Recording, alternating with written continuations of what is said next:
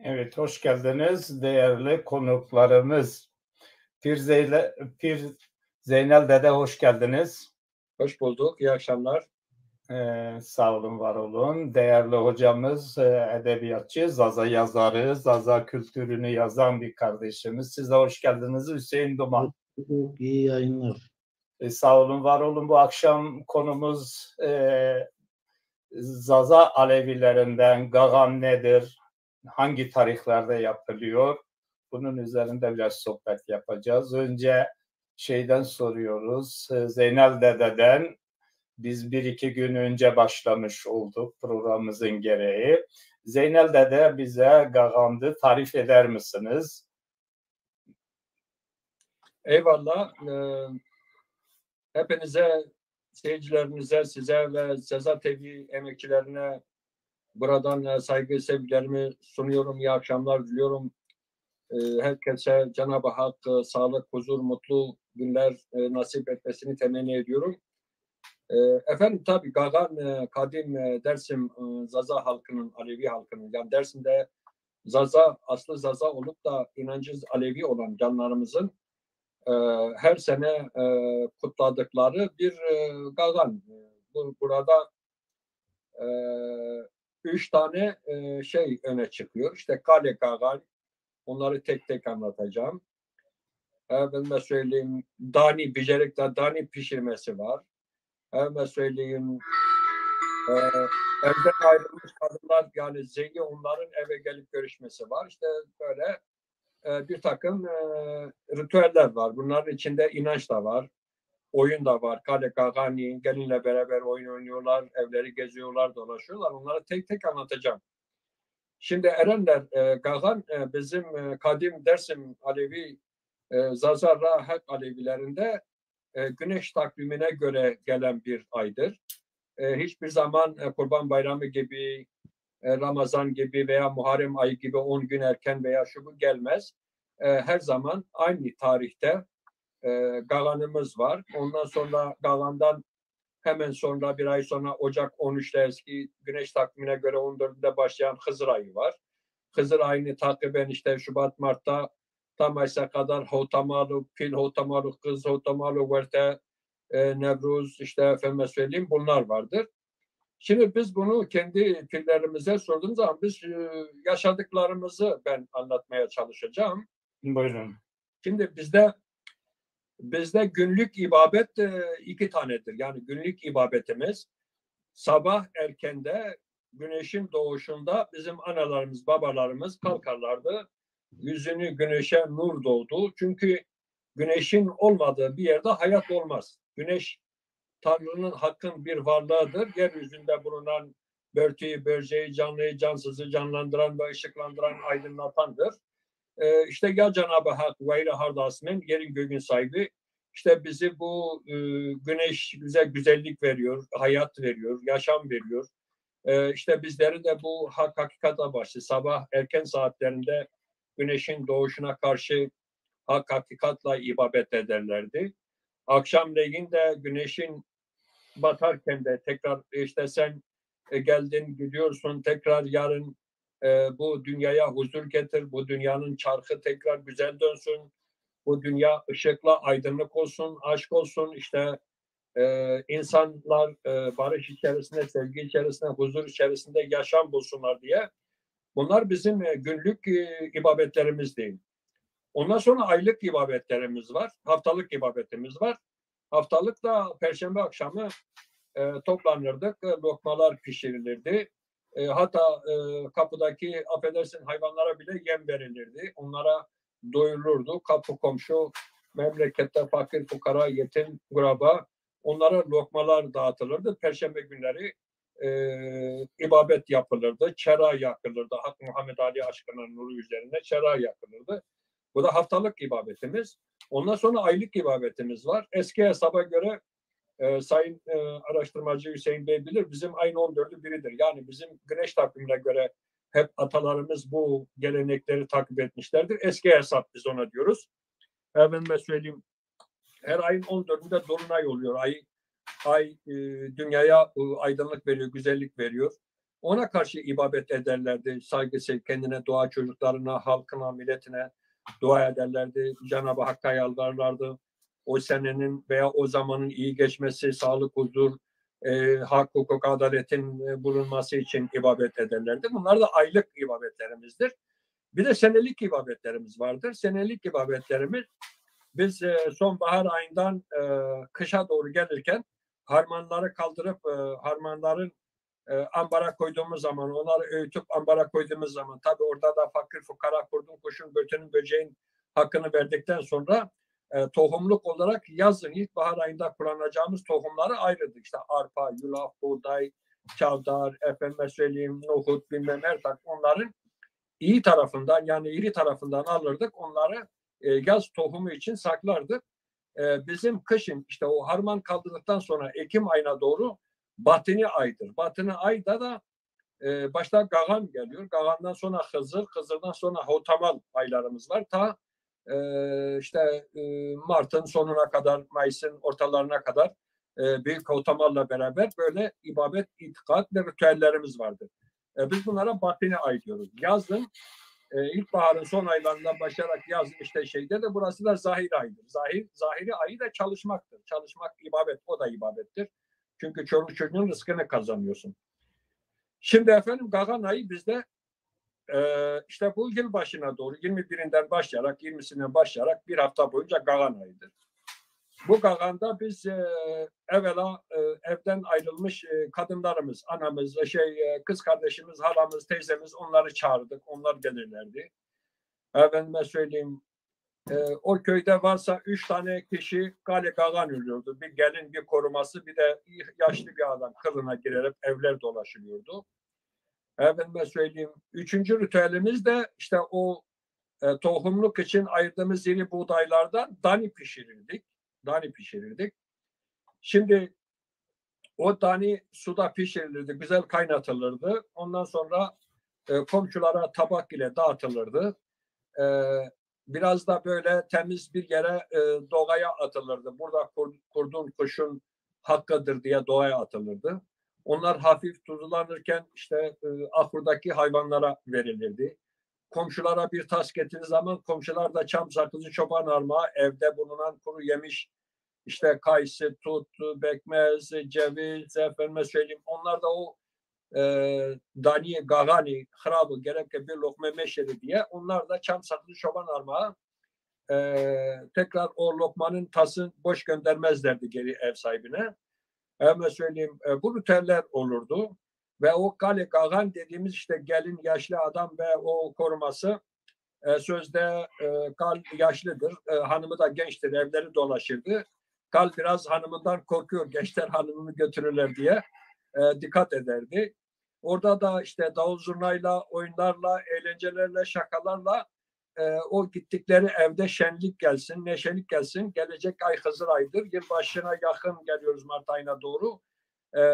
dünyanın bir sahibi gelecektir. Yeni bir sahibi gelecektir. O yeni sahibin, yeni dünya düzeninin, sistemin iyi gelmesi için bunu sevgiyle, hoşla karşılayabilmemiz için bu eğlenceler düzenlenirdi. Ve burada da herkes o gelen kala veya o yanındaki hanımına şeysine evde ne varsa işte çam sakızı, çoban armağanı, herkes bir armağan verirdi. İşte kuru yemiş vesaire şeyler verilirdi.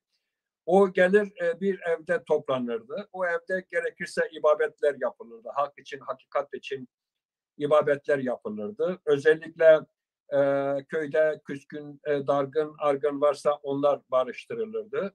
Ve sorulurdu köyde yaşlı, hasta, haşere kadın, yani hamilelikte o ilk dönemde bayanların tabii bir takım değişik sebzeye, meyveye, şuna buna ihtiyaç duyuyorlar.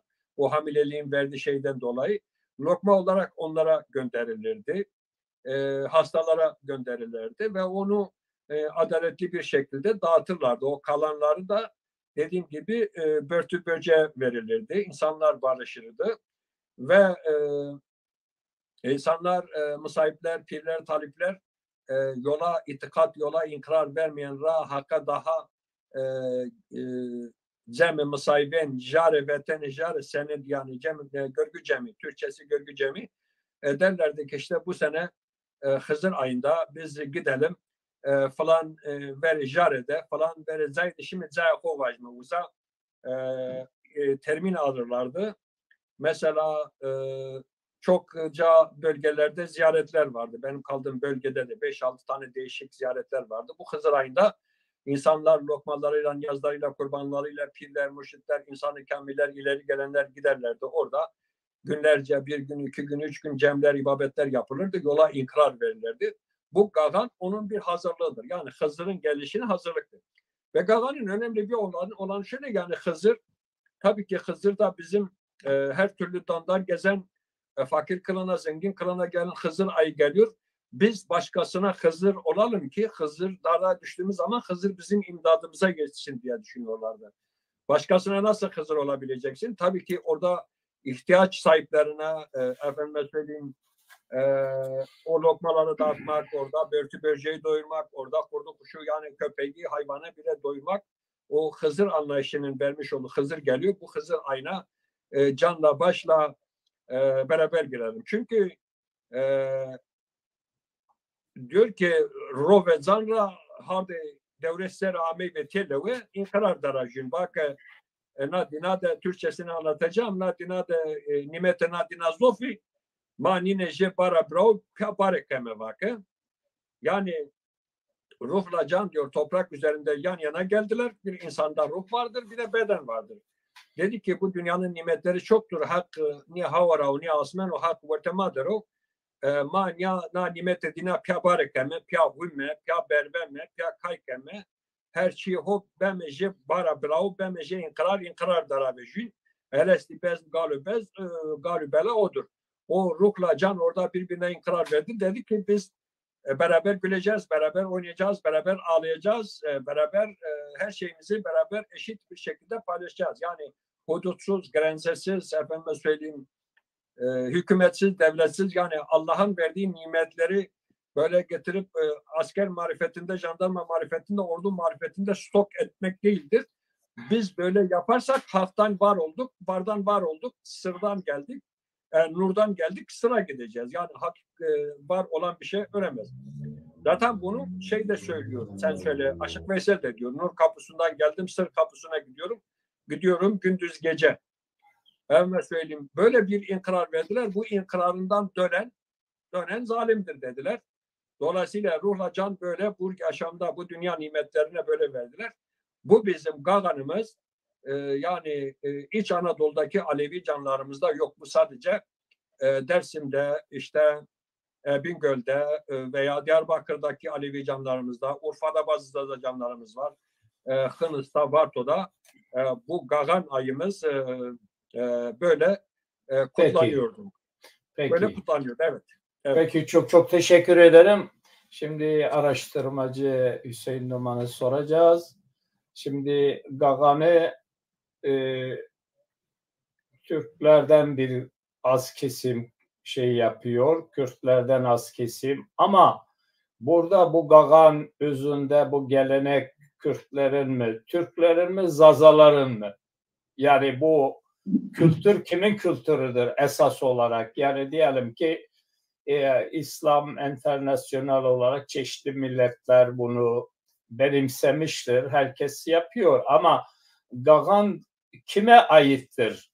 Yani Zazalara mı aittir? Kültürel olarak Zazaların bir töresi, bir kültürü müdür? Yoksa başka toplumların mıdır? Hüseyin Duman'a soruyoruz. Valla şimdi efsane isterseniz bol bol efsane anlatırız. Yani size bir sürü kulaktan dolma şey söyleriz.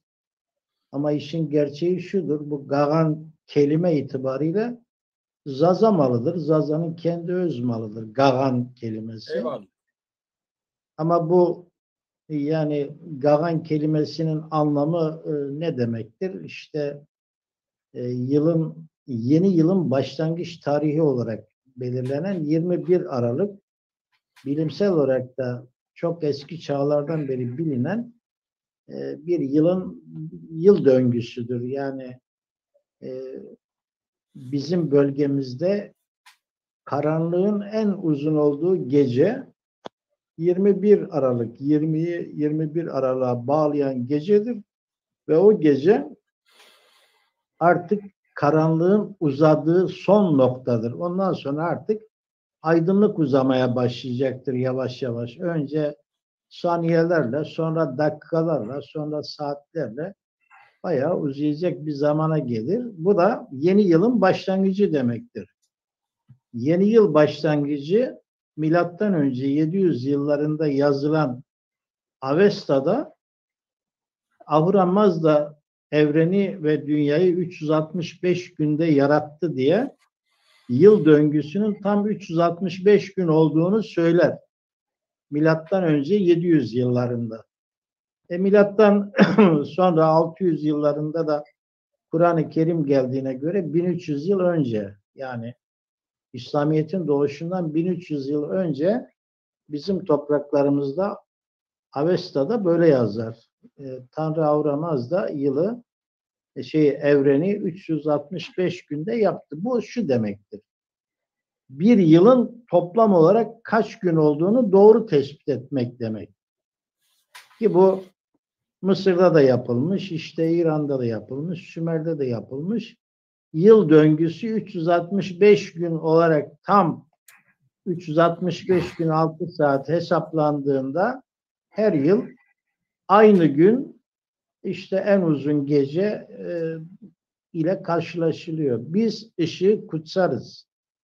Zazalar eskiden beri ışığı kutsar. O nur denen kavram aslında aydınlanma süresidir. Aydınlanma süresi arttıkça yeryüzünde ısınma süresi de artacağından yeni dönem başlıyor.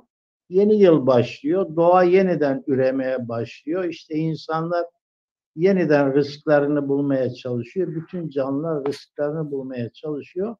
Ve sonbahara kadar bu böyle devam ediyor. Yalnız Araplar dışında, Arap topluluklar dışında yılı 365 gün sayan bütün topluluklar Çin'den İspanya'ya, işte Norveç'e, İsveç'e kadar işte bildiğimiz Kuzey Yarımküre toplulukları işte kimi Noel der, kimi Gagan der, kimi de başka başka isimlerle bu işte günü kutlarlar.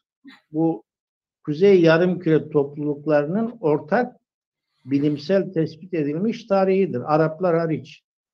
Araplar bilimden ve akıldan uzak bir topluluk olduğu için yılı hala bu çağda bile 354 gün sayarlar. Ve törenlerini de ona göre yaparlar. Buna göre de törenler bizde de değişik şekillerde yansıyan bu törenler her sene 10 gün erkenden başlatılır. Yani 11 gün erkenden başlatılır. Onlara göre ay 30 gün değil, 30 yani kimi aylar 30, kimi 31 falan çekmez. Ay 29,5 gün hesaplanır. Onu da topladığın zaman bir yıl 354 gün yapar. Bilim, akıl falan, felsefe onlara sökmez. Tabii Arapların bu bölge toplulukları üzerinde Emeviler, Abbasiler ve sonrasında kılıç zoruyla kabul ettirdikleri törenler bizim toplumumuzda hala devam ediyor. Şunu söyleyeyim. 21 Aralık, yani yarın 20 Aralık oluyor. Sonrası 21 Aralık kış mevsiminin tam ortasıdır. Yani başından ve sonundan hesapladığınız zaman kış mevsiminin en uzun gecesinin olduğu zamandır bu. Bundan 45 gün sonrası Hızır günüdür. Yani ilkbaharın başlangıcıdır. Buna bizde Hedelas derler. Yani çeşitli takvimlerde, Cemevi takvimlerinde de, o Cem takvimlerinde de bu tarih yanlış gösterilmiştir. 14 Şubat, 15 Şubat, 14 Şubat diye gösterilir. Hayır, o yanlıştır. Eski takvim, eski hesap dediğimizde de yıl veya ay bugünkü hesapla 21'inden başlıyor. Yani 21 Mart, 21 Nisan, dolayısıyla 21 Aralık, 21 Ocak.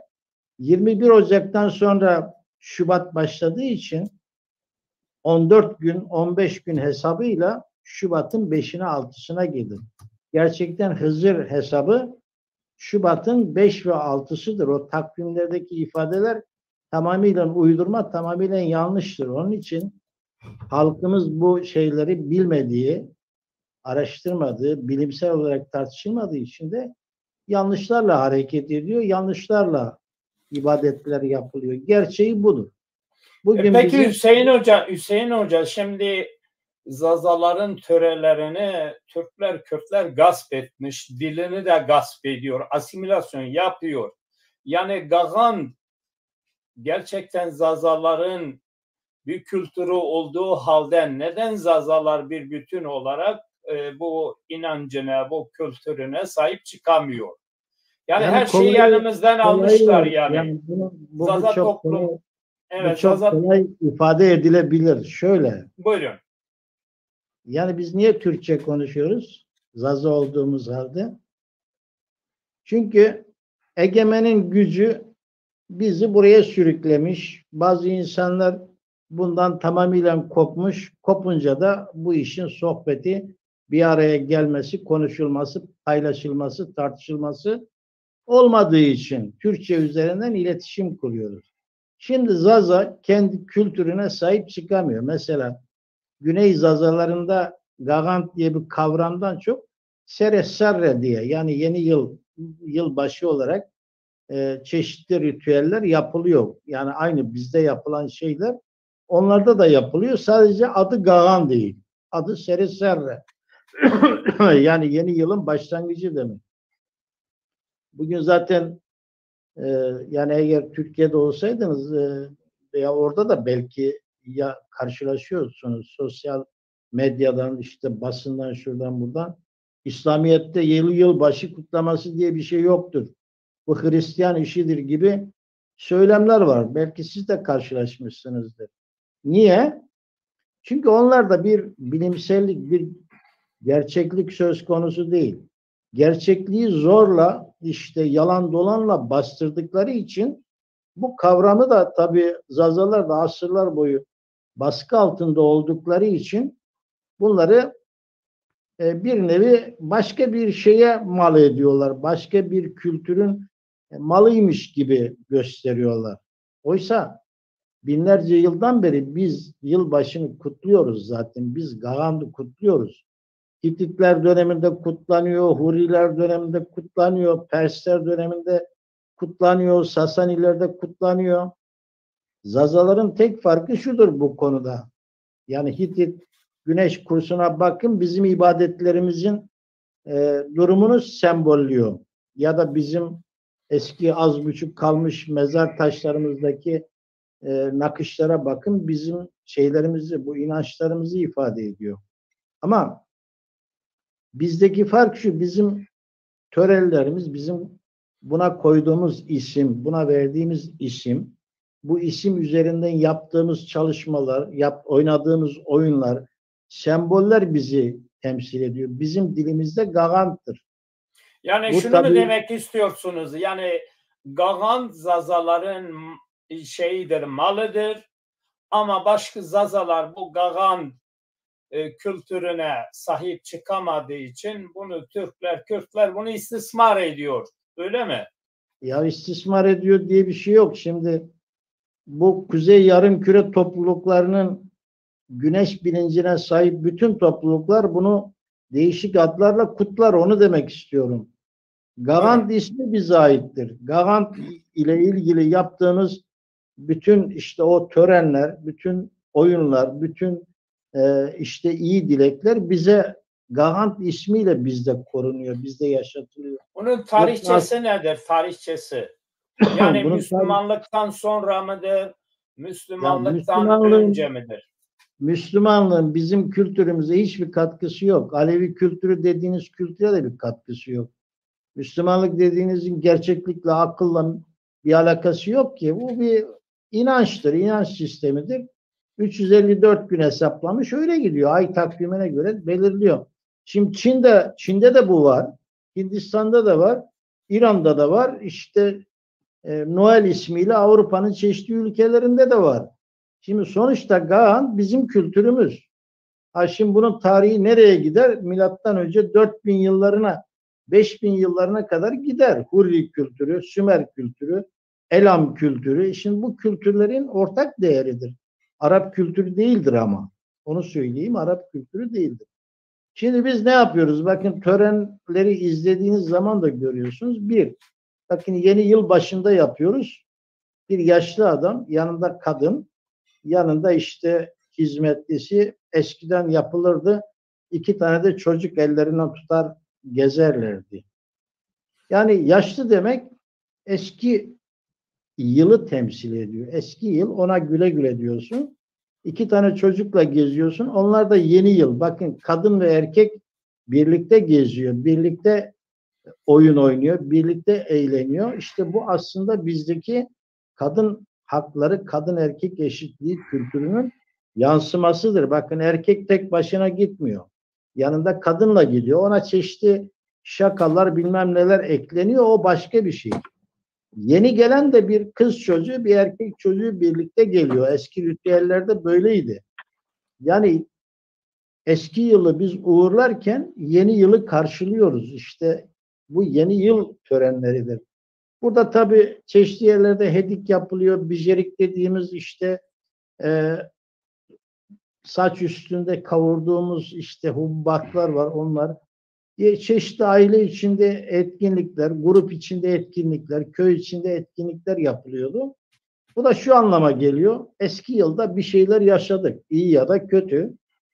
Güle güle yeni yılda daha iyi şeyler yaşayalım diye o gün aslında bir iyiliklerin, daha güzel günlerin yaşanması için dilek olarak kabul ediliyor. Küskünlerin barışması, peki, işte yeni yıla hazırlık dönemler oluyor. Bu kültür Zaza kültürüdür. Ana diliyle konuşulmalı, ana diliyle tartışılmalı. Bu şimdi bütün Zaza topluluklarında var, onu söyleyeyim yani. Evet, yani burada biraz da mesajlar var. Onları da okuyalım tekrar. Hem pirimize soracağız hem gene size soracağız. Yahya Bayrak, iyi yayınlar diliyorum. Ayhan Varan, Şevaşıma Veşiv, Saadet Altun, iyi akşamlar, iyi yayınlar diliyorum. Ayhan Varan, iyi geceler, iyi yayınlar dezalar. Ekrem Balcı, Hüseyin Hoca, bu soruma istiyorum ki Seyit Rıza'yı Hasan Atatürk şimdi git Dersim'e evinde, hatta cemevlerinde bile Atatürk'ün resmi asıyorlar. Buna ne dersin? Buna şöyle kısacana ben diyeyim. Evet, Seyit Rıza'yı Türk devleti astı. Seyit Rıza'nın torununu da Kürtler öldürdü. Seyit Rıza'yı Türkler astı. Seyit Rıza'nın torunu Ali Rıza Polat'ı da Kürtler astı. Buna ne dersin Ekrem Balcı? Şimdi Ekrem Balcı'ya cevap vermeye değmez. Evet. Gene Arif Yakut var. Arif Yakut var. Gagan sadece Dersim, Reya, Hak Alevileri ve bu yöre Alevilerinin devamı diğer iller, yörelerde yeni bir yıla dair geçmiş. Zamanlardan günümüze kadar yapılan, yaşatılan eğlence ağırlıklı Kürtlere kültürel etkinliktir. Genel olarak Zazalardan böyle bir etkinliği yoktur. Bu arkadaş Dersimlilerin Zaza olduğunu bilmiyor. Yani Zaza'da dilini konuşan Dersimlilerin Zazaca olduğunu bilmiyor. Evet, sen ne dersin Sayın Pirimiz? Arkadaş diyor ki sadece Aleviler bu Rea Hak diyen Aleviler bu Alevi, Dersimli Alevilerin dili nedir Pirimiz? Ya eyvallah, Sayın Duman güzel konuştu. Ona katılmamak mümkün değil. Tabii ben de onu anlatmaya çalıştım. Gagan paylaşımdır, eşitliktir, haktır, hukuktur, yeni seneye barış içinde, saygı, sevgi içinde yani yaşamak, o seneye öyle bir şekilde girmek, geçmiş yani bu biten seneden ders alıp ders çıkarmak, hataları çıkarmak, işte biz ne hata yaptık, ne ettik, onlarla yüzleşmek. Yani insan kendiyle yüzleşmesidir. Halkın birlikte pir huzurunda, insan-ı kamil huzurunda, sahip huzurunda yüzleşmesidir. Yani orada bir arada bir kırgınlık, dargınlık varsa bunları yüzleşip geçmiş, yani bu sene boyunca yapmış olduğu hatadan vazgeçip şey yapması lazım. Şimdi o rahat denilen arkadaş tabii ki şöyle bir doğruluk vardır. Yani şimdi Zaza halkı dediğimiz zaman Zaza bizim diğer İslami mezheplere veya Müslüman mezheplere bağlı olan Zaza kardeşlerimiz de var. Yani Palo'da Sunni Zaza kardeşlerimiz var. Benim bildiğime göre onlarda böyle Gagan yok. Çünkü neden yok? İslam'da mezhep yoktur arkadaşlar. Müslümanlarda mezhep vardır. Yani İslam'dan Müslüman olanlar kendi aralarında mezhep çıkardılar. Hanifi, Şafii, Hanbeli, bilmem şu bu. Alevilerin mezhebi yok. Zaza Alevilerin özellikle bizim mezhebimiz yok. Mezhep İslam'da yoktur. Müslümanlar arasında çıkardılar. Nasıl ki bugün siyasi parti, işte AKP veya CHP, HDP, bilmem şu partiler varsa, insanlar da orada bu bugünkü iletişim olmadığı için, uzak olduğu için, insan kendi inancını, kültürünü veya bir dini öğrenmek için bir bilgeye başvuruyor. O bilge de işte sen gel benim müridim ol, ben de falan mezhebim, falan tarikatın, falan cemaatin başkanıyım, lideriyim falan. Aralarında para, pul, rant meselesi yüzünden bu duruma geldi. İslam'ın özünde mezhep yoktur güzel arkadaşlar. Diğer bir soruya da Atatürk Cemevinde ne resmi var diye soruyor. O arkadaşa da cevap vereyim. Buyurun. Şimdi arkadaşlar zaten Atatürk'ün resmini getirip Cemevinde asan insanlar sadece yağcılık, atakçılık yapıyorlar. Başka bir şey değil. Ama Atatürk bugün sağ olsaydı Cemevine gelip Cemevine bakıp Cemevinde resmini görse diyecek ki kardeşim siz bana haksızlık yapıyorsunuz. Ben inanç öderi değilim, ibadet adamı değilim. Ben Karaman'ım. Ben 4 yılda savaştım. Benim resmimi getirin Karamanlar Meydanı'ndan asın, böyle camiye, cemevine, ibadet yerlerine benim resmimi asmayın. Çünkü ben inanç adamı değilim. Ben kahramanlık yaptım, Türkiye'yi kurtardım. Benim resmim, işte heykellerim işte Ankara'da olacak, işte kahramanların arasında olacak, şurada olacak, ibadet yerlerinde benim resmim var diye Atatürk kendilerine kızardı. Ben öyle inanıyorum. Yani öyle tahmin ediyorum. Evet, öyle Erenler. Evet, peki çok teşekkür ederim. Gene devam edeceğiz Hüseyin Hoca'yla. Hüseyin Hoca, şimdi herkes Dersim'de Aleviler diyor ama başka yerlerde adam Arapça konuşuyorsa bunlar Arap'tır diyor. Başka yerde insanlar Rusça konuşuyorsa bunlar Rus'tur diyor. İngilizce konuşuyorsa bunlar İngilizce, ama Dersim'deki Zazaca konuşan insanlara Zaza diyemiyorlar. Yani bunu maksatlı olarak söylüyorlar. Bu Kürtçülerin bir propagandası mı? Ya şimdi şöyle bir şey ifade edelim. Yani sürekli böyle dar alanda top çevirmeye çalışıyorlar. İşte şöyle oldu, böyle oldu. Sen şu musun, sen bu musun? Bu saçmalıklar, tabii Zeynel de cevap verdi, o başka bir şey de. Şimdi biz çok şey çekmiş bir toplumuz. Yani kimden neler çektiğimizi biliyoruz. Ya basit bir örnek verelim. Yani babanlar var, babanlar. baban aşireti, baban beyliği var.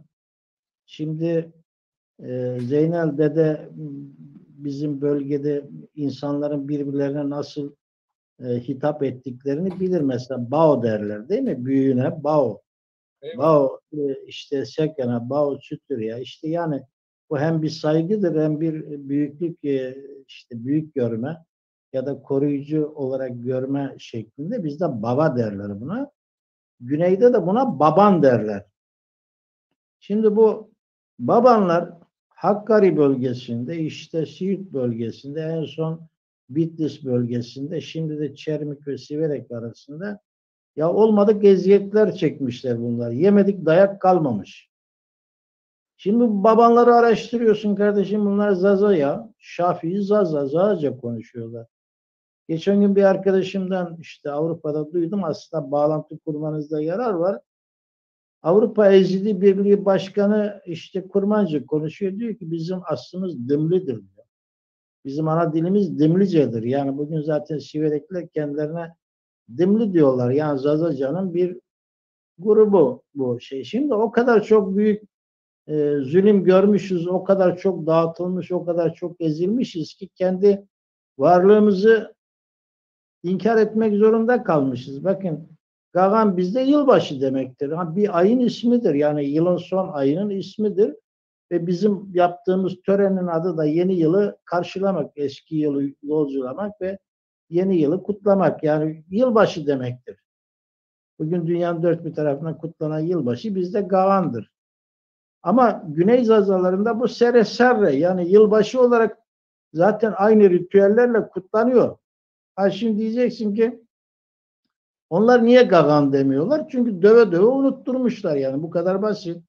Kardeşim biz sadece Mustafa Kemal'in askerlerinden dayak yemedik ki. Osmanlı'dan da yedik.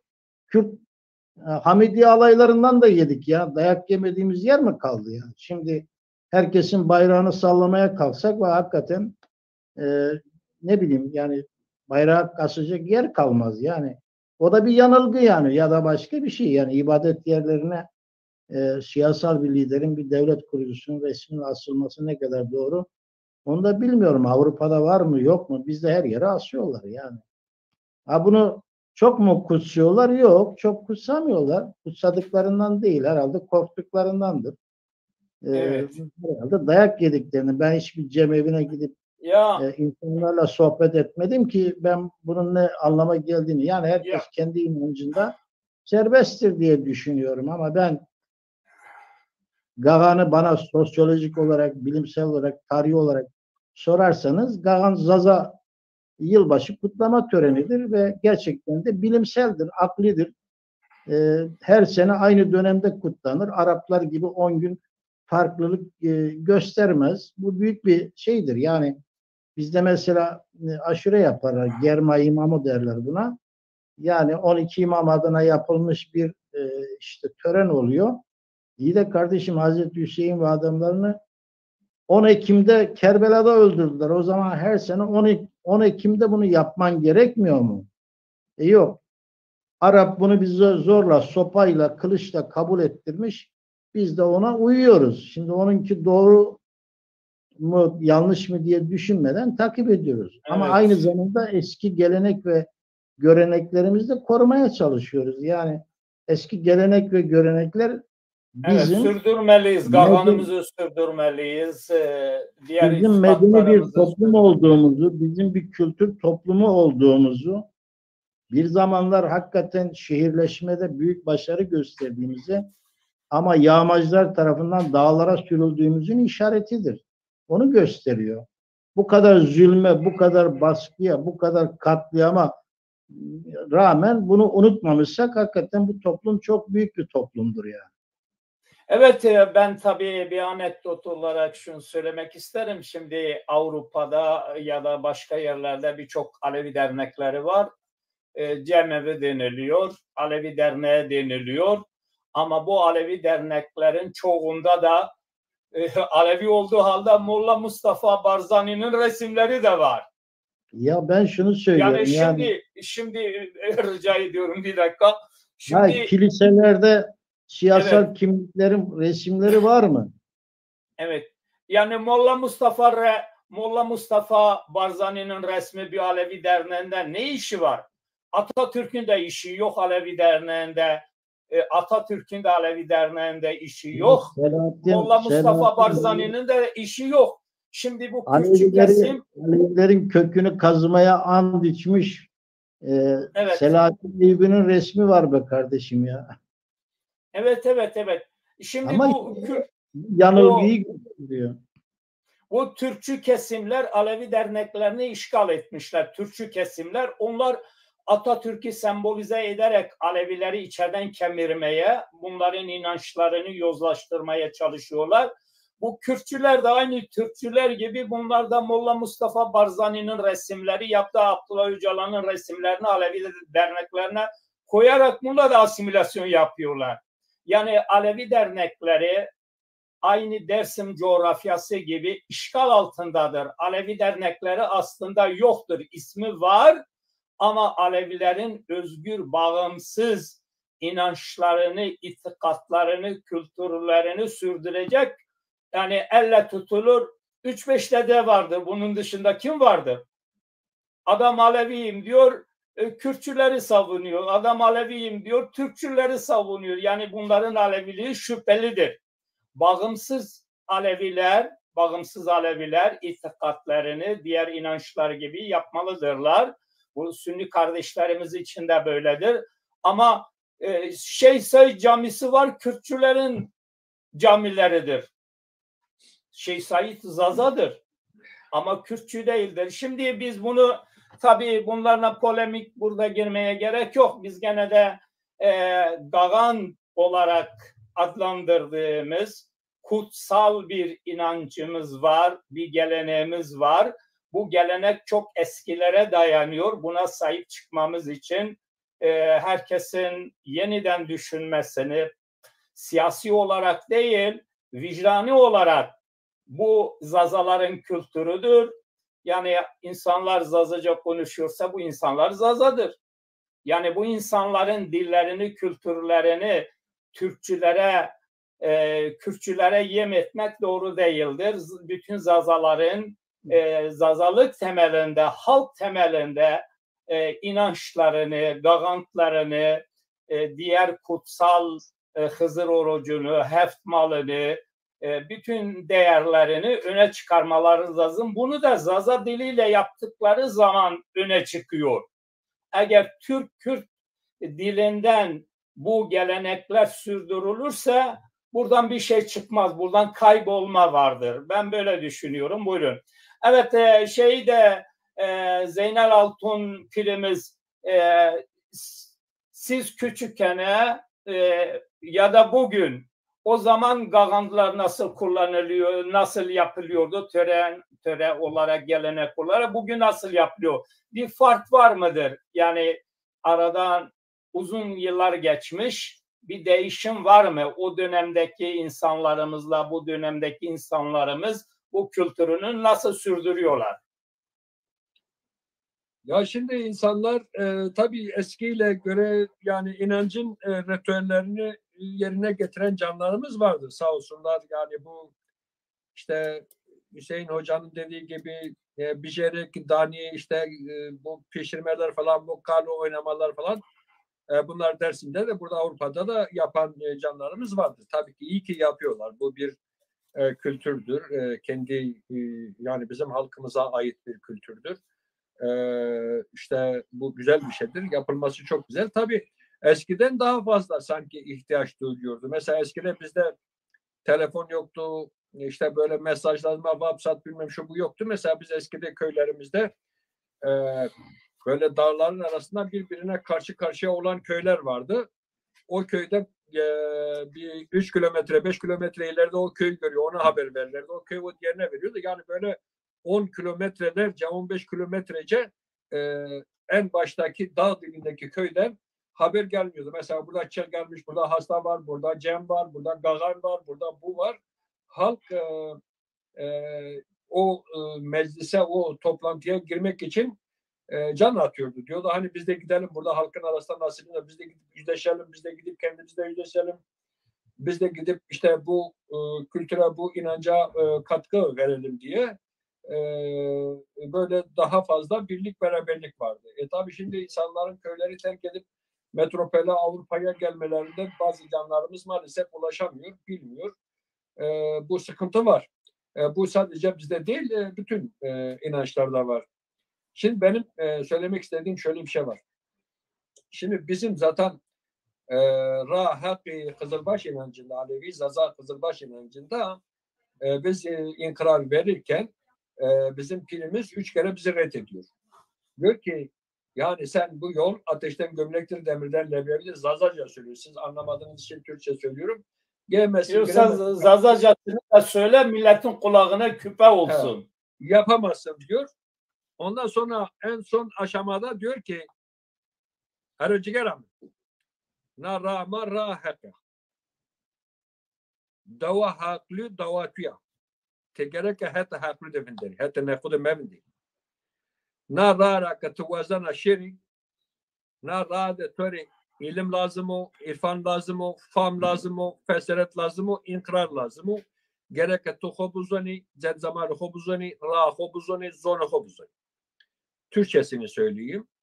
Şimdi siz mesela Hanifi mezhebine geçmek istiyorsunuz veya Şafii mezhebine veya İslam'ın herhangi bir mezhebine gittiğiniz zaman, yani bir başka bir şeydeyse, adam diyor ki kardeşim bizim şartımız var. Beş şart, kelime-i şehadet, namaz, oruç, hacca gitme, efendime söyleyeyim şu bu 5 şart koşuyor.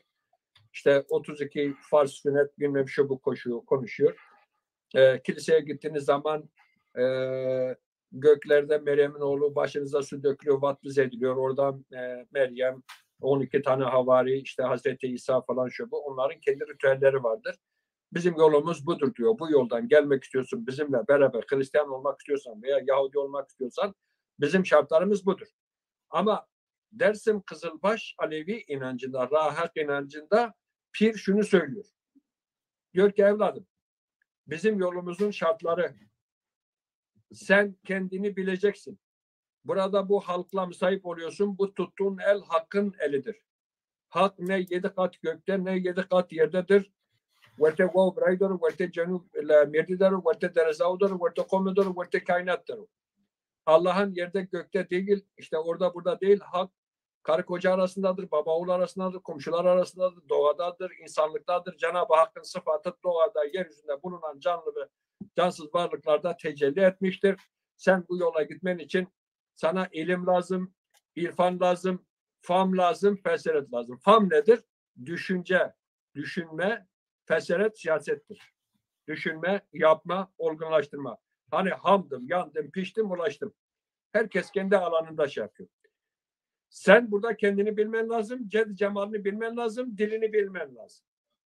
Şart budur efendim. Şimdi inkrar veren, Dersim Zaza Alevilerindeki inkrar verilen şart budur. Bizim yolumuzda bu lazım. Her zaman sevgi içinde, hak içinde, adalet içinde. Zaten pir de geldiği zaman diyor ki Zeynel Altun falan köyde oturuyor komşularıyla, efendim hanımıyla, doğayla, insanlıkla barışık mı? Babasıyla, annesiyle barışık mı? Kötü bir şey yapmış mıdır? Haksızlık yapmış mıdır? Haklının yanında yer almış mıdır?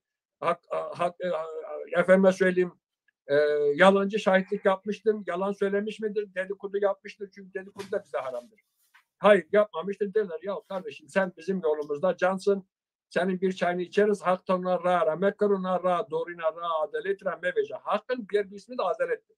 Adaleti olmayan bir insanın ne kadar ibadet ederse etsin, Zaza Alevi olsun, Zaza Sunni olsun veya Türk olsun, Kürt olsun, ne olursa olsun, hakla, hakikatla, ilim, irfanla gitmeyen yolun sonu karanlıktır diyor. Dolayısıyla hakka varmamız için biz bir kere özümüzün, çevremizin, ailemizin, dilimizin, abu ecdadımızın, canımızın yolunu bilmemiz gerekiyor. Bu yolda gitmemiz gerekiyor ki hakkın karşısında anda ak çıkalım. Yani bizim yolumuzun kuralı çok güzeldir fakat bugün uygulanmıyor. Neden? Bizim devlet bizi tanımıyor. Biz kırsal, yani daha evvelde toplu olarak yaşamımız, şu anda herkes bir tarafa dağılmış. Yani Mesela Dersim'deki o eski aşiretler Hüseyin Bey benden daha çok iyi bilir. O adam benden fazla geziyor, dolaşıyor. Bir de kendisi araştırmacı, yazardır. Gerçekten saygı duyduğum bir arkadaş. Sağ olsun, hakkı var etsin. Faydası da oluyor bizim halkımıza kültürel olarak, siyasal olarak halkın kendini tanıması için çok büyük mücadele ediyor. Bu mücadelesinin de devamını dilerim. Aşkı niyaz ederim. Şimdi biz artık yani ekonomikten dolayı, işte sıkıntıdan dolayı, zulümden dolayı, yok olmaktan dolayı bizim halkımız kapılar üzerimizde kilitlendi ama biz zar zorla Avrupa'ya iltica ettik, kaçtık, oraya buraya geldik, şuraya geldik. Bugün kapılar açılsa yine orada kimse kalmaz. Dolayısıyla bölgelere dağıldık. Her birimiz musahibimizi kaybettik, inkararımızı kaybettik, filmimizi kaybettik, iletişim zor oldu. Bu da bir zamanla bu Avrupa'daki canlarımız şimdi artık burada o birinci generasyon, ikinci generasyon, burada Avrupa'da da çok güzel yerlerde olan canlarımız, gençlerimiz vardır. Mesela bizim canlarımıza benim burada sizin marifetinizde çağrım şudur. Ya arkadaşlar, canlar, yani Rama Ra Hakka, bu ana dil Hakku. Zaten Suni kardeşlerimizin veya İslam'ın özünde de, fıkhında da, Kur'an'da da diyor ki 18 bin alemi yaratan Cenab-ı Hak'tır. 18 bin alemin diline eşittir. Herkese eşittir. Yani Arapçaya nasıl eşitse Türkçe'ye de nasıl eşitse Zazaca'ya da eşittir. Ana dil haktır. Dolayısıyla canlarımızın kendi ana dillerini, kendi kültürlerini, Gagan'ı, Havtamalı, Helyas'ı, Çele'yi, efendime söyleyeyim, kendi aralarında kutlamaları gerekiyor. Bu kutlamalar bir topluma, bir halka, bir millete, bir kültüre zarar veriyor mu? Hayır. Bunların hepsi güzellik içerisindedir. Size anlattığım gibi burada o kadar hassas düşünüyorum ki, burada kadın erkek eşitliği vardır Hüseyin Bey'in dediği gibi. Mesela o Gali Gagan oynamada. Burada ikinci bir eşitlik, börtü böceğin, hayvanın, dağda yaşayan hayvanın bile hakkı vardır. Yani bu güzel bir etkinlik. Bunun uygulamasında hiçbir topluma, hiçbir millete, hiçbir inanca zarar vermez. Aksilik insan olmayı hedef alır önüne. Yani bugün ben dedim, ruhla can bir araya gelirken birbirine inkılap verdiler. Beraber güleceğiz, beraber oynayacağız, beraber ağlayacağız, beraber eşit bir paylaşım içerisinde olacağız. Biz insanız, bak benim bu kolum buraya değiyor, acıyorsa, ben birisinin acısını kalbimde, gönlümde hissediyorsam, birisinin sevgisini kalbimde, gönlümden hissediyorsam, birisiyle bu dünya nimetlerini, varlığını, lokmasını paylaşıyorsam, demek ki biz insanız. Bizim hedefimiz zaten bu dünyada insanca yaşamak, insan olmaktır. Hak, hukuk, adalet içerisinde yaşamaktır. Hakkı, hukuk, adaleti kalbinde, gönlünde, evinde eksik etmeyenlere selam olsun, aşk ile. Sağ olun, var olun. Evet Hüseyin Duman Bey, tabii sizinle devam ediyoruz gene. Birileri yazmış, diyor ki Hüseyin Hoca dedi ki Atatürk bir kahramandır ama Atatürk bana göre bir katildir diyor. Tabii ben öyle bir şey demedim ya. Ben Zazalar açısından ben dedim, ben ya kendi Atatürk Türkiye için bir kahramandır. Doğrudur yani, şimdi adam evet. Ben öyle bir değerlendirme açıklamayı yapalım yani. Şimdi Zaza meselesi konuşulduğu zaman ya da Gavan meselesi konuşulduğu zaman bu bir Zaza toplumunun kültürüdür. Bundan bahsediyoruz. Şimdi Zaza toplumu tabii büyük bir toplum. Çok kalabalık, çok büyük bir toplum da yalnız asimilasyona çok uğramış. Asimilasyon süreci hala hızla devam eden bir topluluktur. Yakın zamana kadar da kapalı bir köy toplumuydu. Şimdi yavaş yavaş şehirleşme ve o köy toplumundan dağılma aşamasına gelmiş ama hala kapalı toplum özelliğini, kendi kültürel niteliklerini sahiplenecek bir toplum özelliği göstermiyor. Hala kapalıdır, hala eski yaşam tarzını devam ettiriyor. Bu nedenle asimilasyona hala çok açıktır. Şehir ortamına geldiğinde ya da başka topluluklarla yüz yüze geldiğinde kendisini koruyacak kurumsal yapıları söz konusu değil. Zaza aydınlarının kendi toplumuna seslenmeleri bakımından bir bilgilenmeleri de söz konusu değil. Yani Gağan'da bugün birçok Zaza'ya doğru dürüst açıklayamazsınız. Yani anlamaz. Siz istediğiniz çerçevede anlattın, anlamaz. Bu işin ufak tefek siyasi grup çekişmelerine alet edilmesi de ayrı bir mesele. Oysa ben ne siyasi meselelerle uğraşıyorum ne de diğer etnik topluluklarla. Herkesin dili de kültürü de saygındır. Herkesin ibadet şekli saygındır. Ama benim kendi toplumum, benim içinde olduğum toplumum hala asimilasyonla karşı karşıyadır. Hala baskı altındadır. Hala yok edilmek isteniyor. Bu yok edilmeye, baskılanmaya, asimilasyona karşı ne yazık ki bu toplumun hem aydını yeteri kadar topluma seslenecek durumda değil, hem de bu baskıyı karşılayacak kurumsal yapıları yoktur. Yani vakıfları yok, dernekleri yok, partileri yok, falan filan yok. Zaza toplumu hala yok oğlu yoklarla uğraşıyor. Bu nedenle kolayca sağdan soldan basit eleştirilerle saldırılar yapılabiliyor. Ama bu büyük bir toplumdur. Bu köklü bir toplumdur. Kolay yıkılacak bir toplum değil. Ümidimiz o ki gelecek yüzyıllarda da işte daha güçlü bir toplum olarak ayağa kalkabilsin. Ufak tefek tartışmalara gerek yok. Yani bunlar anlamsız şeyler. Bunlarla bir yere varamayız. Onu söylemeye çalışıyorum. Basit bir şey. Aynen, mesela katılıyorum. Hızır diyoruz. Şimdi Gağan'ı geçeceğiz. Gağan'dan sonra Hızır gelecek.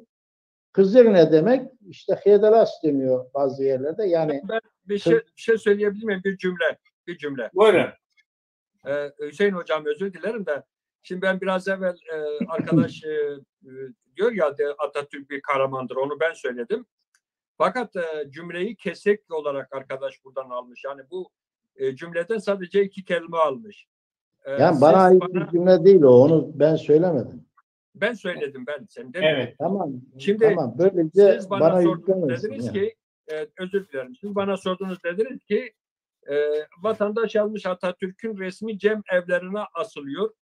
Ne dersiniz buna? Ben de dedim ki Atatürk bir inanç adamı değildir. Yani din adamı değildir.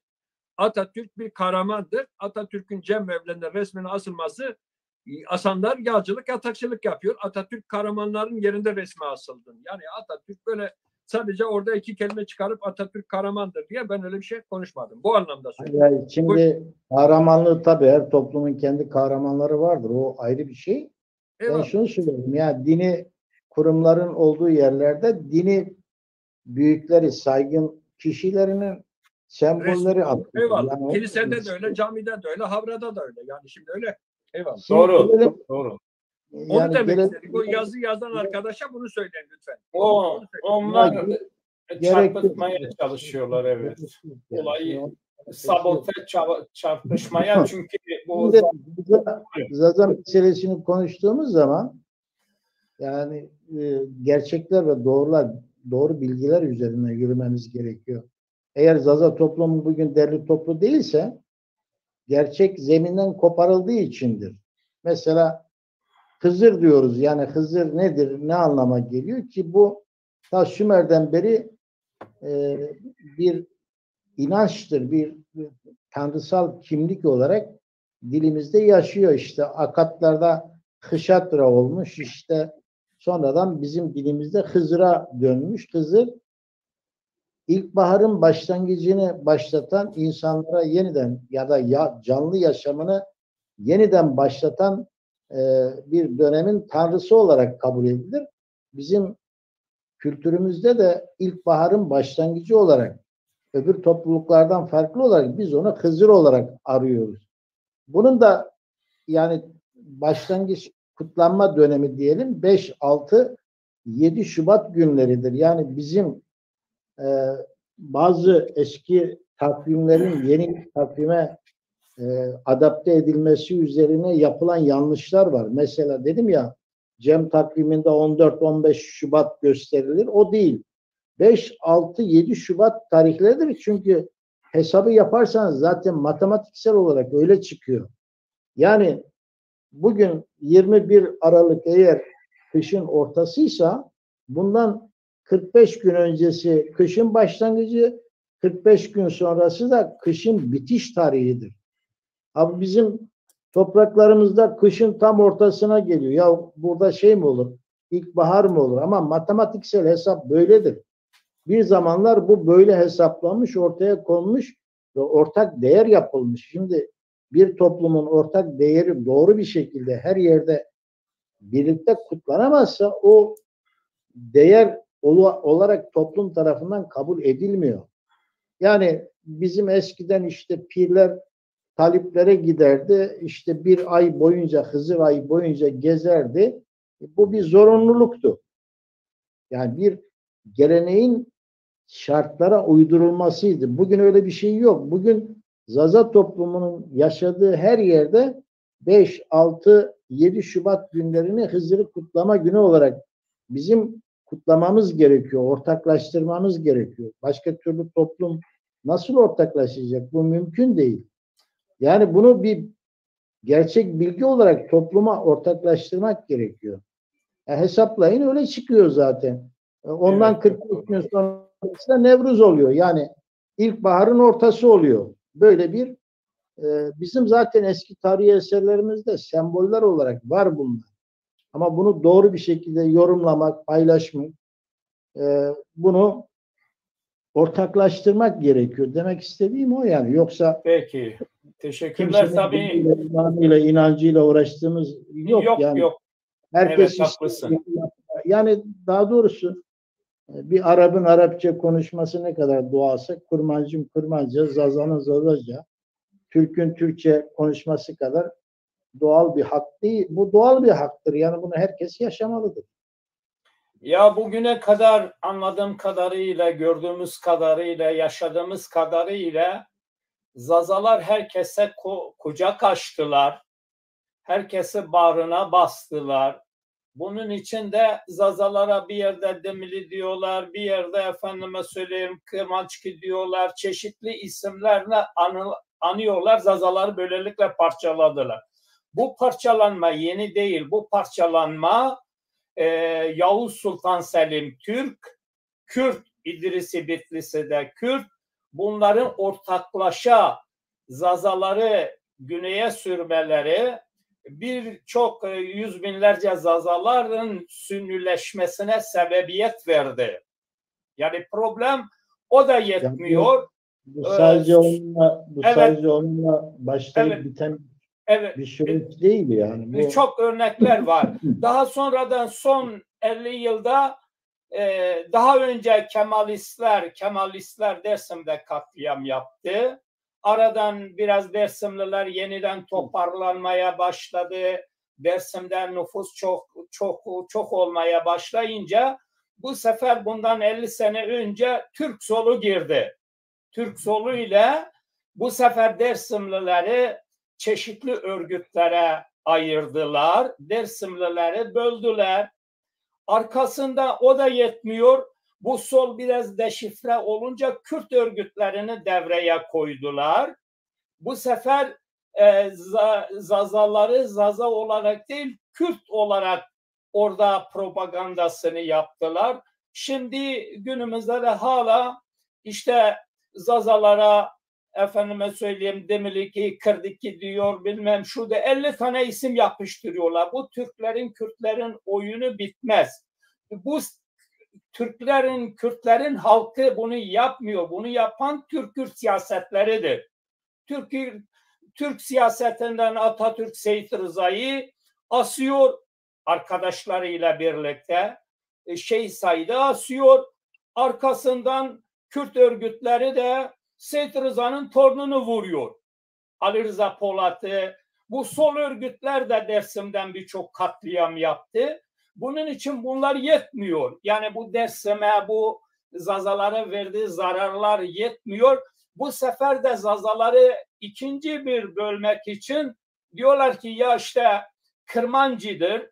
Dersimliler Kırmancıdır. Onlar Zazadır. Bu Kırmancı diyenler aynı İdrisi Bitlisi'nin politikasının devamını sürdürüyorlar. Kırmancı diyenler var ya, bu dersimcilik yapanlar Bunun bir aynı faydası bu yok ya. Yavuz Sultan Selim'le nasıl İdrisi Bitlisi Zaza toplumunu böldüler, Sünnileştirdiler, birbirine yabancılaştırdılar. Şimdi de Kırmançki diyenler de bu Yavuz'un, bu İdrisi Bitlisi'nin politikasına hizmet ediyorlar. Yani bu Zaza halkının Sünnisiyle, Alevisiyle, Güneyliyle, Batısıyla ortaklaşmasını istemiyorlar. Yani emin olun ki bu Şimdi Gagant Mahmut Bey, olayının yaşaması, tamam da Mahmut Bey, sürdürülmesi, şimdi dersin pirlerine solcular karşıydı. Türk savcıları da karşıydı. Kürtler de karşıdır. Ya bu yaptığınız da yetmez, doymadınız mı ya? Bunun için bu toplumun kendi ayakları üzerinden yeniden yürümesi için ortaklaşması lazımdır. Yani kardeşlik temelinde. Bugün Ukrayna'ya bakıyoruz. Ukrayna hani sosyalist devrim yaptı, Ruslarla kardeşti. Bugün birbirine kan zulüm yapıyorlar. Emin olun ki bu Türk-Kürt siyasetleri Zazalara kardeş olmak istemiyor. Bunlar Zazaların sırtına biniyorlar. Zazalardan yararlanıyor. Zazaları kendi çaylarından, kendi kahvelerinden eritmeye çalışıyorlar. Bunları da birkaç kişileri de lider olarak gördükleri adam da bunda da bulaşıkçılık yapıyor bu Kürt örgütlerine ya da sol örgütlerine. Gitmişler oralara lider. Mahmut Bey, yani bu ajitasyon güzel de bunun bir faydası yok. Yani faydası şu: şimdi kullanılmaya müsait toplumlar kullanılır. Yani iki toplum yan yanaysa, değişik diller konuşan, değişik kültürlerde iki toplum yan yanaysa, bu doğanın kuralıdır. Birbirini yok ederler, asimile ederler. Ya direnirler ya da kaybolurlar. Bunun başka yolu yok. Yani bu Avrupa'da da biliyorsunuz bunu. Yani şimdi eğer yok oluşa direniyorsa bir toplum ayakta kalıyor. Yok oluşa direnemiyorsa kaybolur gider. Bunun başka bir üçüncü yolu yok. Yani bu asimilasyonun kuralı budur. Bu yeni konuşulan bir şey değil. Ama bu toplumun aydını da problem. Bu toplumun kendisi de problem. Bir kurumu da yok. Kurumsal davranış da gösteremiyor. Onun için ajitasyona çok da gerek yok. Çok da faydalı bir şey değil yani. Önce kurumsal bir yapı oluşturulacak. Kurumsal davranış geliştirilecek. İşte Gagam belli yerlerde kutlanacak. İnsanlar ona katılacak. Böylece gelişecek, ortak olacak. Yani başka türlü onunla bununla uğraşmanın bir alemi yok yani. Bunu da bu görevde gene yani bütün Zazaların kanat önderlerine düşünüyor. Burada pirlere de görev düşüyor. Pirlere de görev düşüyor, seyitlere görev düşüyor, imamlara görev düşüyor, devrimcilere görev düşüyor, yurtseverlere, demokratlara, herkesin görevi bu toplumu birleştirmek için bir çaba sarf etmelidir. Çıkara dayalı, güce dayalı, yani hareket edenlerin bir sonucu yoktur, bir yararı olmaz. Bunlar çıkarı bittiği zaman kendi içinde onu temizliyorlar. Yani işten de bu Zazaları çok kullandılar. İşten de Zazaların çok insanlarını kendileri öldürdüler. Zaza gençlerini, insanlarını. Doktor Baran'ı ben öldürmedim, öldürenler ortada. Yani önce kullandılar, sonra alayını öldürdüler. Bunun için bu Zaza toplumu yani itikatlarına, inançlarına, siyasetlerine, politikalarına, gelenek ve göreneklerine bir bütünsellik içerisinde önem vermelidir. Biz bir halkız. Bunun içinde biz siyaset üstü düşüneceğiz. Bütün itikatlı insanlarımız olsun, ateist insanlarımız olsun, devrimci insanlar, herkesi bir görüşte, bir şeyde birleştirmek lazımdır diye düşünüyorum. Evet, Zeynel'de de bu Gagant'la ilgili de hani Hızır'la ilgili dualar vardı. Gagant'la ilgili de dualar var mıydı, yok muydu? Onu da gene senden öğreneceğiz. Tabii ki var. Yani her türlü ibadette dua vardır. Duasız bir ibadet olmaz, bir inanç, bir kültür olmaz da. Şimdi Sayın Mahmut Bey, ben senin anlattığın sorunları, bu hatayı kendimizde buluyoruz. Biz kendimizden, yani bizden kaynaklı bir olaydır. Şimdi bir halkın varoluşu nasıl olabilir? Bir halk aileden başlar. O aile kendi örf, adet, kültür analizlerini yaşatır. Babasından, dedesinden kaldığı mirası, dinini, inancını, kültürünü neyse nasıl yaşıyorsa, nasıl bir millete bağlıysa, nasıl bir ırka bağlıysa onu devam ettirir. O yol devamdır. Halk, aile 1, 2, 3, 5, 10 çoluk çocuk derken halk oluşur. Biz halk olarak sorun yaşıyoruz. Halk olarak yani başka toplumlara da şey yapmaya gerek yok. Yani ben bugün zannetmem. Zazaca bir aktivite olsun veya bir şey olsun, Kürtler veya Türkler, yani şeyde halk olarak kimse gelip bize engel olmaz. Bu sorun bizden kaynaklanıyor. Şimdi bizim babamız, dedemiz öldüğü zaman bize miras bırakıyor. Ev bırakıyor, arsa bırakıyor, para bırakıyor vesaire bırakıyor. Biz kardeşler, akrabalar o miras yüzünden birbiriyle kavga yapıyoruz. O ev benim, bu daire benim, bu para benim, bu senin böyle. Aslında bizim dedemizin, babamızın bize bıraktığı miras, ana dilimiz var, kültürümüz var, gaganımız var, inancımız var, sosyal şeylerimiz var, musahibimiz var. Bunların üzerinde kimse kavga yapmıyor. Kimse birbirine bir şey demiyor. Sadece dünya malı için, dünya parası için birbirine, hemen söyleyeyim, yani biz duyuyoruz, olaylar oluyor, şey oluyor. Şimdi biz babamızı, dedemizi hakka yürüdüğü zaman onun bize bırakmış olduğu, onun tekrar devri daim hakla hak olması veya onun tekrar devri daim olabilmesi için onun ilkelerini yürütmemiz gerekiyor. Onun ana dilini, onun rehberini, pirini, musahibini, kültürünü yaşatmamız gerekiyor. Biz bunları yapmadığımız takdirde hem kendimiz kayboluyoruz hem yol kayboluyor. Ya başka toplumlarda tabii ki bundan Hüseyin Bey'in dediği gibi faydalanılır. Yani sen boş oturuyorsun, gel bari ben de çalış diyor. Yani onun için biz kendi kültürümüze, inancımıza, örf adetimize dört elle sarılmalıyız, dilimize sarılmalıyız. Bu inançlar üzerinde durmalıyız. Hüseyin Bey dedik, işte bu Gagan'dan sonra Hızır ayı geliyor. Hızır ayı bizim Dersim'de özellikle bir ay eski hesaba, güneş hesabına göre uygulanıyor. Dediği doğrudur. O 7 Şubat'ta kadar devam eden bir Hızır ayı var. Şimdi Hızır ayında bizim Dersim'de halkı hep Hızır ayında kurbanlar kesiliyor, cemler yapılıyor, insanlar birbirine gidiyor, musahipler gidip yerini söylüyor, ziyaretler, ocaklar gidip orada nasip alınıyor, yoza söz veriliyor, inkrar veriliyor. Çok büyük bir yoğunluk vardı eskiden. Bunu da bizim Dersim'deki sadece dedeler değil, pirler, talipler, dedeler bir araya gelmişler. Navera o, bovera o, yani Muzur çayıyla Dersim'e Plümür çayı, bir çay daha var Hozat'tan geldi, onun ismi neydi? 3 tane çay var biliyorsun. Navera o, bovera o, işte bunu 4'e bölmüşler. 4 haftaya bölmüşler ki bu yapılan aktivite, bu yapılan etkinlik, bu yapılan ibadette pirlerin taliplerine gitmesi, taliplerin pirine gitmesi, beraberce kutlamaları açısından demişler ki işte bu hafta Bovera o kurbanı sarıbını veya cem yapıyoruz. Bu hafta böyle 4 haftaya bölmüşler. O da aralarındaki iletişimi ve aralarındaki birliği sağlamak için, yan yana gelmek için, yani birlik olmak için bunu yapmışlar. Hemen ben söyleyeyim, dediği gibi tabii ki o 3 gün 4 gün Hızır şeysidir. Orada nerede yapılıyorsa orada cemler, ibadetler yapılmış, ziyaretler çıkarılmış, inkrar verilmiş yola. Orada fakir fukara, yetim, guraba, bilmem şu bu düşünülmüş. Bu güncellemişler. Yani daha doğrusu tabii ki inanç güncellenebilir. Kendi özünden taviz verilmeden güncellenebilir. Bugün Gagan güncellenebilir. Yani Gagan'da mesela biz eskiden dani pişiriyorduk. Bugün yani şeker dağıtılabilir veya başka, yani çocuklar çikolata seviyor. Avrupa'da çikolata da dağıtılabilir. Yani burada bilerek o dani dediğimiz çocuklar yemiyor. Yani bu güncellik normal yapılabilir.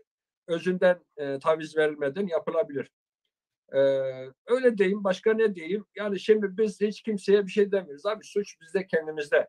Yani ben mesela bizim özellikle Dersim'de insanlarımız var. Ya bir tane çocuk Zazaca bilmiyor, konuşmuyor.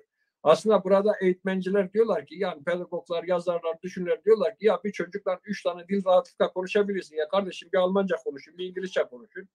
Bir de Zazaca konuşunca, yani dedeler en azından Zazaca konuşsunlar. Maalesef siz kendi dilinize, kendi inancına, kendi babanızın maddi mirasına sahip çıkıyorsunuz ama manevi mirasına sahip çıkmadığınız gibi birileri alır bunu kullanır. Bu sistem böyledir. Dünyanın sistemi böyledir. Yani biz kendi inancımıza, kendi kültürümüze, kendi toprağımıza, kendi şeyimize sahip çıkmasak birileri bunu alır getirir. Onun için el aleme bir şey demeyelim. Yani suçu kendimizde arayalım diye düşünüyorum. Çok çok teşekkür ederim. İleri bir adım da attınız. Dedin ki Gagan güncelleşmelidir. Bu Gagan'ın güncelleşmesini Hüseyin Duman nasıl yorumluyorsun? İlk defa dede kullandı. Dedi ki eskiden yani böyleydi ama özünden taviz vermeden. Özünden taviz vermeden. Peki. Hüseyin Hocam, Gagan'ın güncelleşmesi nasıl karşılıyorsun? Nasıl yorumluyorsun? Yeni yılın başlaması demek. Eski yılın bitmesi, yeni yılın başlaması. Zaten ritüeller de bunu gösteriyor. Yani oyunları, işte davranışları, konuşmaları bunu gösteriyor. Yani toplum arasında birlik, beraberlik, dostluk, ahbaplık, iyi dilekler paylaşılsın istenir. Tabii şimdi geçmişte diyelim ki bir dani kaynatıp dağıtılırdı ya da bijerik yapılırdı ya da kavute, mavute gibi şeyler yapılırdı. Bugün evet, onlar yok yani. Bugün çerez de dağıtılabilir. Bugün tatlı da işte ne bileyim çikolata da olabilir. Değişik şekillerde kutlanabilir. Önemli olan ana dilin ve kültürün kaybolmaması meselesidir. Şimdi eski yıl giderken işte olan bir şeyler olmuştur. İyi kötü bir şeyler olmuştur. Kimileri sevindirici olmuştur. Kimileri üzücü olmuştur ama o yeni yılın başlangıç noktasından itibaren o yeni yılın iyi dileklerle gelmesi istenir. Yani kimse kimsenin kötülüğünü istemez. Ya bu sene işte başına şu belalar gelsin diye bir dilekte bulunulmaz. Yani hoş bir şey değil. Yeni yılda yeni güzel şeyler gelsin diye beklenir. O da işte toplum arasında barış ve dostluktur. İşte maddi olarak zenginliktir, refahtır, mutluluktur. İşte dostluktur, arkadaşlıktır, samimiyettir. Bunların gelişmesi beklenir. Tabii biz de Gagan programı yaptığımıza göre yeni yılda işte kendi toplumumuza bu dileklerde bulunacağız. Yani istiyoruz ki Zaza toplumu yeni yılda daha çok birbiriyle kenetlensin, daha çok ana diline ve kültürüne sahip çıksın, daha çok tarih bilincine sahip olsun, daha çok dost ve akrabasına yakınlık göstersin. İşte ne diyelim işte Ra'ho rastevo, Rozaho roştevo, işte Oma veya Hak Çimikeş Raura Olagura Meverdo diye bir dilekte bulunabiliriz. Yani güncelleşmeyi destekliyor musunuz? Yani diyor ki güncelleşme önemlidir. Yani şimdi yani bugün buğday bulamayan bir köylünün dani yapması, evet, destekliyorsun demek ki. Ya, tabii ki çikolata olur ya da lokum olur ya da daha işte böyle insanlar arasında hoşça paylaşılabilecek şeyler olur. Zaten yılbaşı, yeni yılda ne yapıyoruz ki? İyi yıllar diliyoruz. Başka da bir şey demiyoruz Türkçe. İşte biz Zazaca'da bunu Saranaviye Khere bu. Smara Khere biyaru, Smara Rındiye biyaru, Dostaniye biyaru, işte Rahatiye biyaru, Refah biyaru, işte Zenginiye biyaru. Güzel şeyler. Güzel evet, şeyler. Haydar Baba yazmış. Gagan bir bayramdır, kadim bir bayramdır. Önemli kültürel bir yapıdır. Günümüze kadar gelmesi ve ayrıca daha büyük bir önem arz ediyor. Gene Haydar Baba yazmış. Zazaların birleşmesi gerekir. Birleşirse daha büyük güç olur. Dilini, kültürünü, tarihini bilmesi ve örgütlenmesi gerekir. Bu birleşmesi kelimesini artık bundan sonra bu cümleyi değiştirelim. Evet. Zazalar geride gidiyor, geri kalıyor diyor. Modern Zaza yaratmak gerekir. Modern bir Zaza toplumunu. Ozan Ormani yazmış. Ozan Ormani kardeşimiz yazmış. Değerli dostlar, çeşmeler kaynıyor. Önüne baraj kurmadan munzur gibi akışına bırakalım. Attığı yere hayat verir. Endişeye gerek yok. Bence su akar yolunu bulur demiş Aşık Ormani. Deniz Akbaş. Saygılar, hepinize saygılar, selamlar. Ya şimdi şöyle bir şey diyeyim. Biz küçüklüğümüzde bu Gagan'ı yaşadık mesela. Ben küçükken 8 yaşından 7 yaşından sonra, yani benim biraz hafızam şimdi yaşlandım ama gençken 5 yaşındaki bile hatırlıyorum. Çünkü ben 1993'e kadar 40 yaşına kadar Dersim'de yaşadım. Ya şimdi inan ki bu Gagan, Hızır veya Hotamal, Nevruz geldiği zaman bizde o kadar bir heyecan uyanıyordu ki o gençlerde, çocuklarda. Çünkü babalarımız diyorlardı ya bu hafta, gelecek hafta Gagan'dır. Hala çocuğun lastiği mi yok, elbisesi mi yok, pantolonu mu yok, o mu yok, bu mu yok. Biraz işte şunu getirelim, Gagan geliyor, millet geliyor, ay bu millet geliyor, doman yani bir lastik meveri, büyük meveri. Babalarımız, dedelerimiz veya oradaki komşularımız olan olmayan birbirine yardım ederdi. O bizim bir eksiğimiz varsa o gençlikte ne lazımsa onu bize alırlardı. Yani yeni pantolon alırlardı, şey yapıyor, millet geliyor, görüyor, ayıp olmasın falanın, oğlunun üzerinde ceket yok, pantolon yok veya gömlek yok. Ve bir de o kuru yemişler vardı mesela, bizde böyle ipe takarlardı, ceviz kuruturlardı, cevizin içini asarlardı, güneşte kuruturlardı, böyle çok güzel olurdu. Dut, bekmez, bu yabani armut ve şeylerden, elmalardan tolosey, bosmezey, kah yapıyorlardı. O vardı. Hemen söyleyeyim, evde dediğim gibi dari vardı, şey vardı. Bunlar da lokma olarak geldikleri zaman yani bize öyle bir heyecan, öyle bir aşk, öyle bir sevgi yaratıyorduk o gençlik dönemimizde. O Gagan geldiği zaman böyle havalardan uçuyordu. Şimdi bu Gagan kutlamasının güncellemesini ben onun için dedim ki, biraz evvel dediğim gibi şimdi o eski Dani Bicerek yok, yani köy hayatı yok. Burada gençlere veya o çocuk yaştaki gençleri bir araya toplanıp onların ihtiyaçlarını, onların orada eğlenebileceği, orada güzel bir gün, güzel bir şey geçireceği bir aktivitenin kurulma olursa bu daha güzel olur diye düşünüyorum. Yani biz mesela küçükken demiyorduk ya Gagan nedir? Gagan geldiği zaman demek ki bize elbise geliyor, güzellik geliyor, bir eksik varsa gideriliyor, işte şu oluyor, bu oluyor.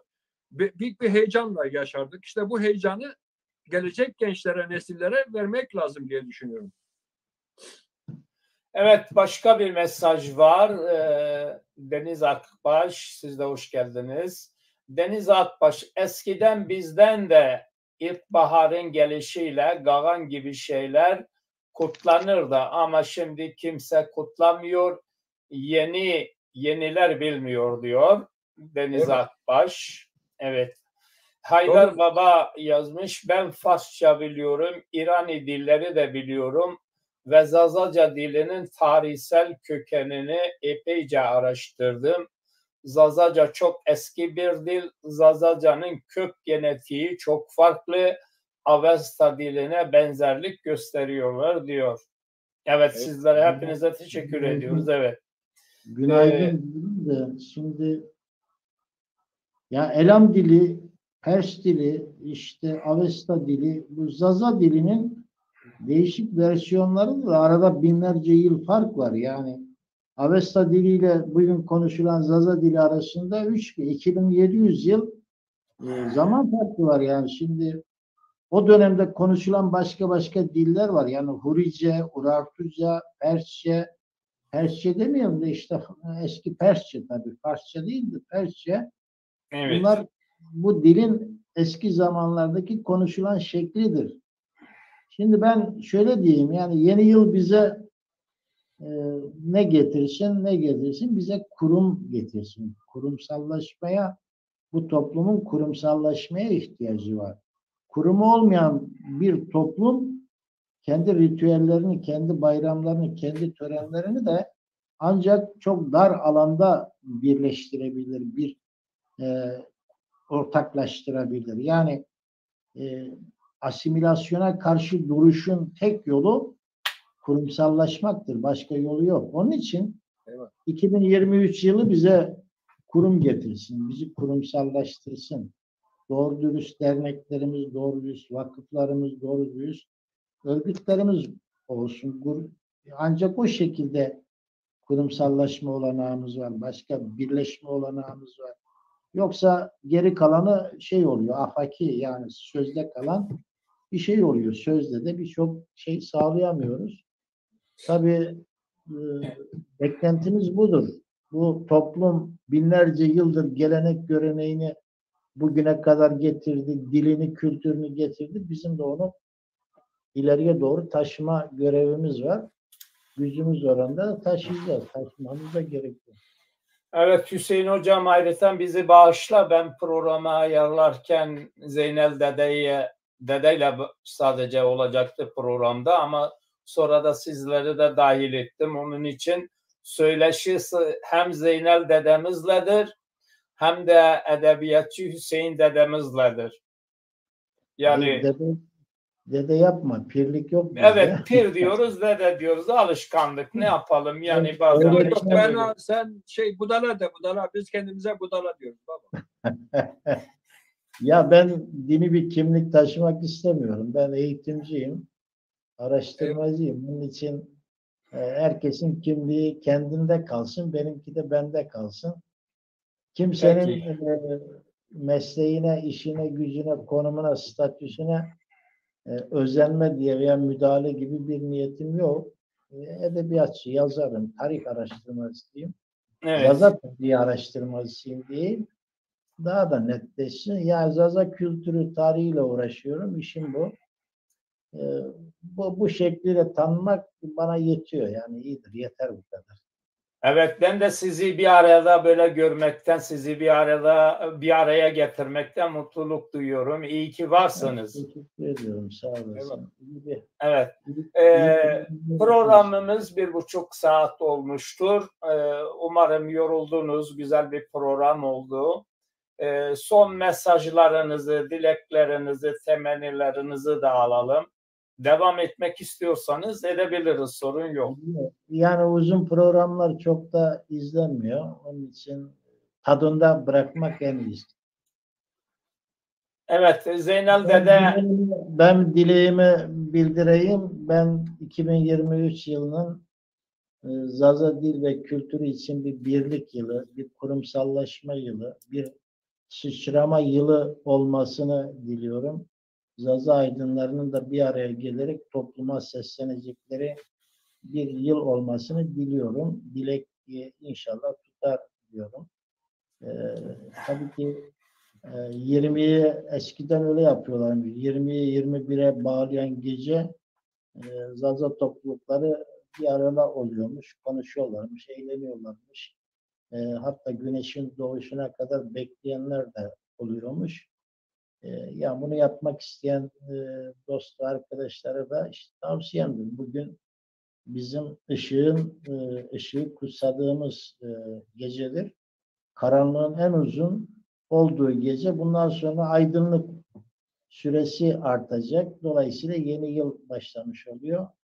Herkese yeni güzel bir yıl diliyorum. Programı hazırladığınız için Zeynel Dede'ye de size de iyi akşamlar diliyorum. Teşekkür ederim. Evet, Zeynel Dede, sizi dinliyoruz. Birazcık savaş ne bile temel nasara neviye heftara de mesela neviye nasıl mesela nevi gayre melaket nasara neviye قوم yele mare talib yele mare devdereza mare cirane mare milletri tüm dünyare evel ra haqi ra ilmi ra fahmi feyselet ra ikrar ra karo çemar roşt karo herkes roşt karo kader harabine dür bero mordemek yolsuzca pirsize nursuzca mademe bezo mar ra inkrar ya ra haq ra rızkı harde devreş ra marum mekaro böyle Cenab-ı Hak Teala hayır bir aroşime hayır etser. Allah Allah. yama ra maki ra haka ra aska ra rında na ra hak keşmarım ne kuru na ra pinge bana morda mı hornas ne kanu morda mı kazet zamanı hornas ne kanu urte mara beni vindi ama ra ma ebedi sona çünkü uşen biraz ona ra ma evet tarihuna ve ona İslam bir ve ona Ukrayna ve ki bir hatan kakina ra hatan ka ama na ra demek ki niye bana قوم ما يلا ما ملت ما بيرو تلوي ve itqat خسر ve siyaset خسر ve ülke خسر ayık bazı maki nyalme verte millete bir meydan bir birliği bir hakiye bir hakikati ve pikal ki khora na mirasu kazire mende kagan khalias ra haki iqrar verte khode qaim kare kana ra devam karışıyor bra herkes selam mesu hizmet Hızır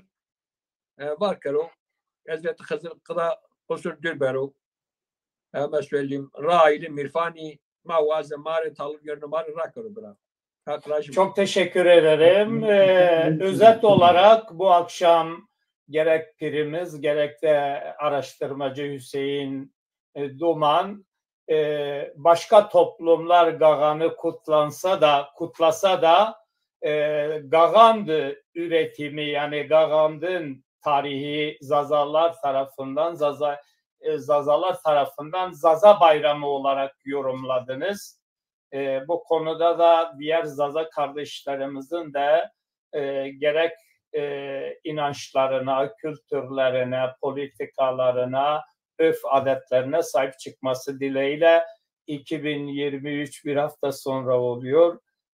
Hayırlı uğurlu olmasını diliyorum. Eyvallah. İyi akşamlar.